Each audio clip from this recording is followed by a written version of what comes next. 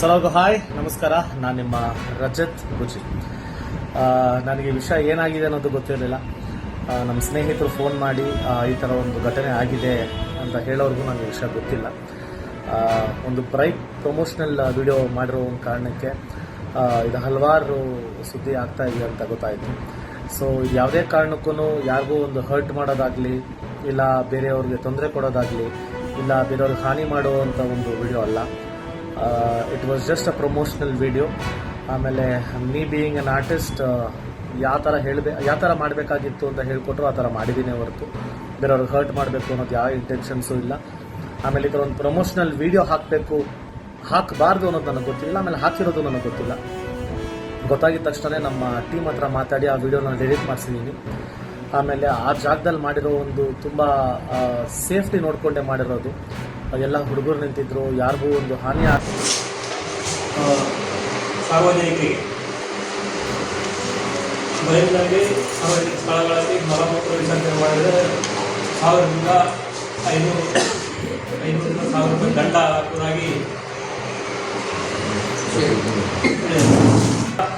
ಅವರು ದಂಡ ಹಾಕಿ ಪರವಾಗಿಲ್ಲ. ಆದರೆ ಮಹಾನಗರ ಪಾಲಿಕೆ ಸಾರ್ವಜನಿಕರಿಗೆ, ರಾಯಚೂರಿನ ಮಹಾಜನತೆಗೆ ಸರಿಯಾದ ಕ್ರಮಗಳಲ್ಲಿ ಶೌಚಾಲಯಗಳನ್ನು ಸಾರ್ವಜನಿಕರಿಗೆ ಅನುಕೂಲವಾಗುವಂಥ ಆಯಕಟ್ಟಿನ ಸ್ಥಳಗಳಲ್ಲಿ ಶೌಚಾಲಯಗಳನ್ನು ನಿರ್ಮಿಸಿ ಈ ದಂಡ ಮತ್ತು ಇತರ ಪ್ರಕ್ರಿಯೆಗಳನ್ನೆಲ್ಲ ಬಂದು ಮೊದಲು ಮೂಲಭೂತ ಸೌಕರ್ಯಗಳ ಜೊತೆಗೆ ಶೌಚಾಲಯ ನಿರ್ಮಿಸಿ ಅವರು ದಂಡದ ಪ್ರತಿಕ್ರಿಯೆ ಆಗಲಿ, ಒಂದು ತೆರಿಗೆ ವಸೂಲಿಯಲ್ಲಿ ಆಗಲಿ ಇಸುವಂಥ ಕ್ರಮ ಕೈಗೊಳ್ಳುವ ಸಂಬಂಧ ದಿನ ಮೊನ್ನೆ ಜಿಲ್ಲಾಧಿಕಾರಿಗಳ ಮುಖಾಂತರ ಈ ನಾಡಿನ ಮುಖ್ಯಮಂತ್ರಿಗಳಿಗೆ ತಮ್ಮ ಪತ್ರಿಕಾಗೋಷ್ಠಿ ಮೂಲಕ ಮುಖ್ಯಮಂತ್ರಿಗಳಿಗೆ ಮನವಿ ಮಾಡ್ತಾರೆ. ಮಹಾನಗರ ಪಾಲಿಕೆಯ ಆಯುಕ್ತರಾದ ಜುಬನ್ ಮಹತ್ರ ಅವರ ಪತ್ರಿಕೆ ಇದೊಂದು ವಾರ ಕೆಳಗೆ ಪತ್ರಿಕೆಗಳಿಗೆ ಕೊಟ್ಟಿದ್ದಾರೆ. ಆ ಪತ್ರಿಕೆಗಳಿಗೆ ವಿರುದ್ಧ ಯೋಜನೆ ಪತ್ರಿಕಾ ಮುಖ್ಯಮಂತ್ರಿಗಳಿಗೆ, ಮಾನ್ಯ ಜಿಲ್ಲಾಧಿಕಾರಿಗಳು ಮುಖ್ಯಮಂತ್ರಿಗಳು ಪತ್ರ ಬರೀತಾ ಇದ್ದೀವಿ, ಒತ್ತಾಯ ಮಾಡ್ತಾ ಇದ್ದೀವಿ.